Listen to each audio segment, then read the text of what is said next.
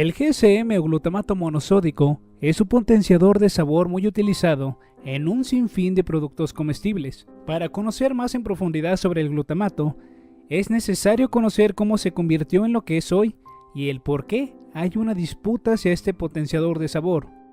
Anteriormente era conocido como el síndrome del restaurante chino, debido a que los padecimientos se presentaban después de que se comían platillos de dichos restaurantes. La popularidad del glutamato monosódico comenzó a finales de la década de los años 60. El problema comenzó cuando el Dr. Hu Man No escribió una carta para una revista británica especializada en medicina. En la carta describía unos cuantos síntomas que sentía tras comer en diferentes restaurantes chinos en Estados Unidos. Entre los padecimientos estaban la debilidad y las palpitaciones. Le llamaba la atención el adormecimiento de la nuca, la cual se expandía hasta sus brazos y espalda. Tras varias indagaciones y descartar algunos ingredientes muy comunes en la comida china, llegó a la conclusión de que el causante de todo esto era el glutamato monosódico.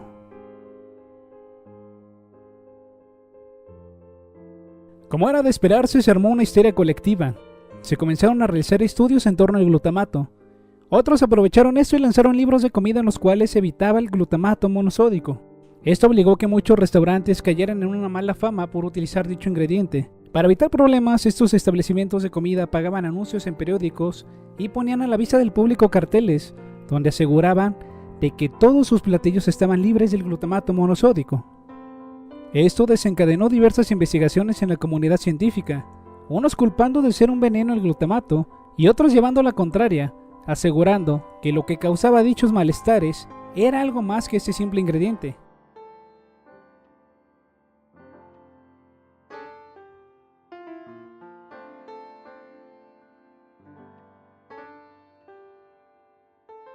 La sal de sodio del ácido glutámico fue descubierta por Kikunae Ikeda, un profesor de química de la Universidad de Tokio, Japón, en 1908.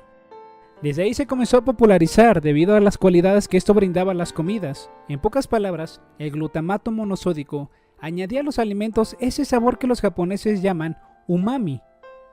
Esto es lo que los hace más sabrosos y adictivos.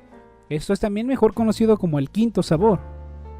Aunque mucha gente asegura que el glutamato monosódico es un veneno presente en todo lo industrial y que tratan de evitarlo a toda costa, les tengo aquí un dato. El glutamato monosódico se encuentra de forma natural. Esto se encuentra como el aminoácido denominado ácido glutámico. Esto está presente en los tomates, el queso parmesano, en las setas, la salsa de soya, varios vegetales y fruta, así también como la leche materna, solo por mencionar algunos alimentos. ¿Cuáles son las razones por las cuales, a pesar de ser considerado el glutamato monosódico un veneno y un aditivo que potencia el sabor de las comidas, este sigue estando presente en una gran cantidad de alimentos? Después de la carta presentada por Hohmann, varios científicos comenzaron a experimentar con animales y humanos. Ambos eran sometidos a ingerir oralmente y por vía intravenosa el glutamato. De los estudios más importantes destacaban los del Dr. John Olney. Sus estudios arrojaron que si se inyectaban grandes cantidades de glutamato monosódico bajo la piel de ratones recién nacidos, se desarrollaban parches de tejido muerto en el cerebro. Además de esto, cuando los ratones crecían, eran obesos, en algunos casos eran estériles y muchos tenían partes de sus cuerpos atrofiadas. No quedando conforme con estos resultados, el Dr. Olney repitió sus experimentos, solo que ahora el glutamato era administrado en monos jóvenes. Los resultados fueron similares. 19 estudios más se realizaron en los monos, pero no todos tuvieron el mismo resultado, ni de lejos ni de cerca. Esto creaba más dudas que respuestas. Esto habría probablemente una hipótesis, que el glutamato solo afectaba a unos cuantos animales. Y si era así, también había otra incógnita. ¿Qué efectos traerá consigo su consumo en los humanos? Había llegado el momento de experimentar con personas. Para el experimento se utilizaron a 71 voluntarios y los dividieron en dos grupos. A un grupo les daban glutamato monosódico en dosis altas y al otro grupo les daban un placebo. Los resultados, como eran de esperarse, arrojaron más incógnitas, debido a que los dos grupos presentaron porcentajes similares a lo que se conocía como el síndrome del restaurante chino. Fue hasta 1995 cuando la Administración de Alimentos y Medicamentos de Estados Unidos intervino directamente para acabar con tanta polémica en torno al glutamato monosódico. La agencia encargó a la Federación de Sociedad de Biología Experimental que investigara las supuestas evidencias y que concluyera si el glutamato monosódico era tan perjudicial como se estaba diciendo. Los expertos concluyeron que no existía suficiente evidencia científica que sugiriera que una parte sana de la población respondiera mal ante dosis normales de esta sustancia una hora después de su ingesta. Entre los puntos más importantes destacaban los siguientes. Las reacciones adversas eran observadas cuando los participantes de los estudios ingerían 3 gramos o más de glutamato monosódico disuelto en agua y sin comida. Pero esto era difícil, ya que este escenario era muy imposible o era prácticamente irrelevante que se diera en la vida real. Esto señaló la FDA. Según la agencia, la dosis común sería de unos 0,55 miligramos de glutamato añadidos a la comida. Aún así seguían los problemas en torno al glutamato monosódico. Por eso, 5 años después, se retomarían más estudios hacia este potenciador. Las conclusiones arrojaron que el glutamato seguía actuando de manera diferente cuando se administraba sin alimento, pero cuando era puesta en alimentos no había reacciones agresivas. Las pruebas concluyentes indicaban que el nivel tóxico del glutamato monosódico era muy bajo para ser considerado peligroso. Tanto que llegaron a explicar que para que un ratón pudiera morir por el glutamato monosódico, este debería de comer una cantidad aproximada de 15 a 18 gramos por cada kilogramo de su cuerpo. En pocas palabras, morir por sobredosis de glutamato. Los resultados finales por parte de la FDA dictaminaban que el uso adecuado del glutamato monosódico en los alimentos era en general seguro. El glutamato monosódico, a pesar de las adversidades, se utiliza en un gran número de alimentos industriales. Aquí una pequeña lista de estos alimentos.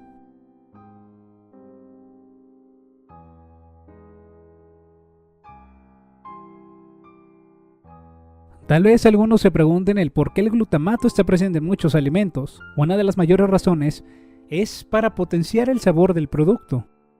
En el proceso de los alimentos industriales se pierden muchas cualidades o propiedades, entre ellas el sabor. Por ejemplo, tras pasar por diferentes procedimientos, las papas fritas o frituras pierden parte del sabor o necesitan algo que haga repetir al consumidor. No por nada una marca muy famosa de papas fritas utiliza una frase en sus comerciales: a que no puedes comer solo una. Sabritas, papas sabritas, a que no puedes comer solo una. El glutamato no solo está presente en papas fritas, también está en sopas instantáneas. Llámese Nissin o Maruchan, es lo mismo. En palabras de Beatriz Robles, tecnóloga de los alimentos y experta en seguridad alimentaria, el glutamato no produce una adicción como tal, pero sí que nos puede apetecer comer más cantidad de los alimentos que lo contienen porque tienen mejor sabor. Cuando tengas un antojo a cierto alimento, cuestiona si es tu propia decisión o algo te hace ser adicto a esto. No es por ser conspiranoico ni nada por el estilo, pero debes de tener muy presente esto. Las industrias alimentarias no juegan limpio, y antes de preocuparse por el consumidor, se preocuparán en crear ganancias con sus productos. Por ello debemos de ser más conscientes en cuanto a lo que consumimos y en la cantidad que lo hacemos.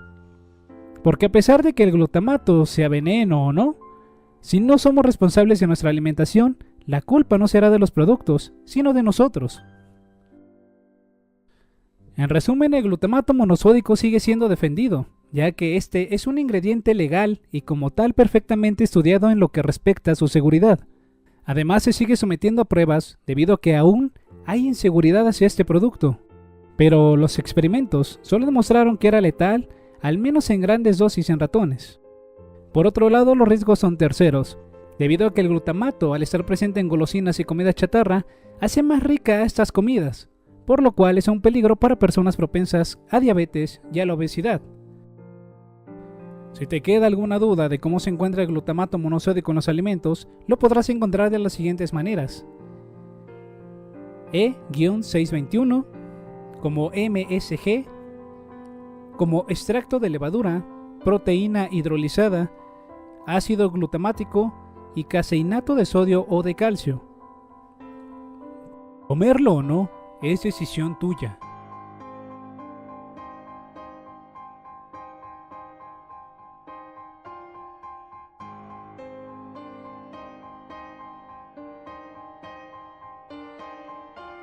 Gracias a quienes apoyan el canal por Patreon y Ko-fi. Este video es para todos ustedes. Se despide Void y recuerda, las cosas son aunque no quieras que sean.